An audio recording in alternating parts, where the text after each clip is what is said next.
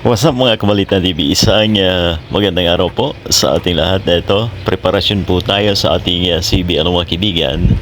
At baka makapag-ride po tayo ngayong bakasyon mga Kabalita. So ito, pumili po tayo sa online ng langis mga Kabalita. Medyo mas mura po kasi ayan, 1 litro. At dati nang may natira doon sa 0.8 mga kaibigan, ito po ang gamit natin dito. Alright, so palit tayo ng langis mga Kabalita.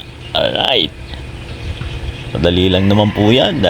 Pagka ang motor po natin mga kaibigan ay hindi naman talaga gamit na gamit, ay hindi na kailangan na i-compressor pa. Alright, ayan, may sadya na po tayong imbudo mga kaibigan.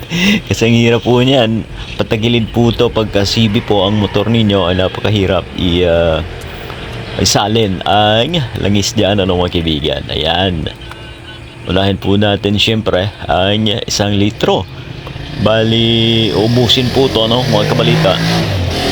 Yun po kasi ang advice sa atin ng mekaniko ng Honda mga kaibigan. Kailangan 1.2 or kaya naman 1.3 mga Kabalita. Kasi may mga pagkakataon ng isang Honda CB mga kaibigan ay hindi po inaabot yung taas na bahagi ng mga gearing So ang nagiging problema daw po ay nagkakaroon ng mga gas-gas mga kaibigan.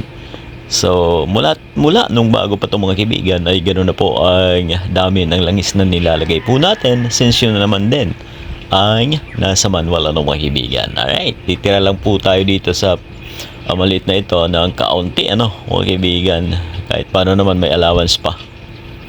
Alright, okay, so mabilis lang po mga Kabalita. Right, hindi na tayo magbabayad sa mekaniko, simple lang naman mag-change oil. Kayang-kaya nyo rin yan mga kaibigan. Hindi naman lagi-lagi na dapat dalhin natin sa kaasa mga Kabalita. Pero nung bago to, madalas to doon. Alright, baka tayo ay makapag-ride mga kaibigan, at handa na rin. Alam nyo naman ang krisis mga kaibigan sa enerhiya ay talagang andyan kahit paano ang motor ay mas matipid pa rin sa sasakyan mga kaibigan, lalo na itong CB natin mga Kabalita. Kay inalog-alog konti.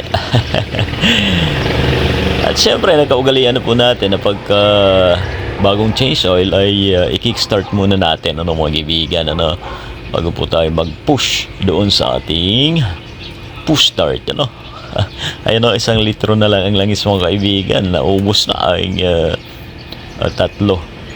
Alright, so nag-change oil ako mga kaibigan every 1,000 kilometer mga kaibigan. Ayan na.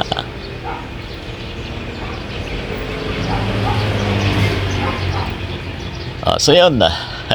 Sana ay may nakuha po ko yung idea mga kaibigan. Kickstart na po muna natin to, at okay na yan mga kaibigan.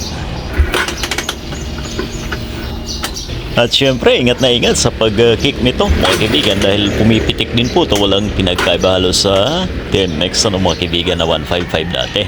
Alright, timing lang.